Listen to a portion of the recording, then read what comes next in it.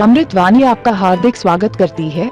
अहिंसा यात्रा प्रणेता आचार्य श्री महाश्रमण जी ने आज प्रातः दाभरूल से मंगल विहार किया।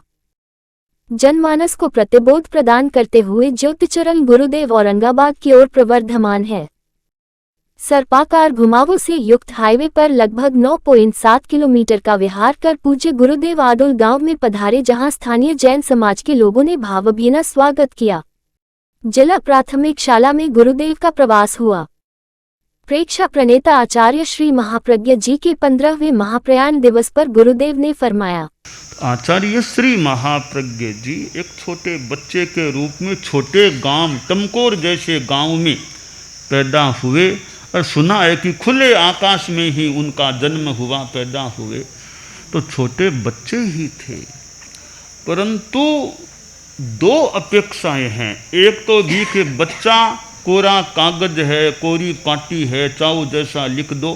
एक चिंतन तो यह है, वह भी एक अपेक्षा से ठीक हो सकता। दूसरा एक विचार है, कोरा कागज नहीं है, भीतर में क्या क्या लिखा हुआ है उसके है, वो किस रूप में आगे बढ़ेगा, जीन कौन से जीन उसके भीतर हैं, कर्म के संस्कार कौन से हैं, क्षयोपशम कैसा है, वो सब चीज़ें भीतर में हैं।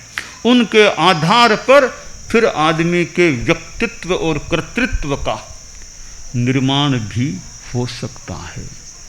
आचार्य श्री महाप्रज्ञ जी बच्चे थे, टमकोर जैसा गांव, और फिर जीवन के 11वें वर्ष में उनको साधुत्व की प्राप्ति दीक्षा हो गई। परम पूज्य कालूगणी के पास कुछ वर्षों तक 5-6 वर्ष अंदाज रहने का उनको मौका मिला।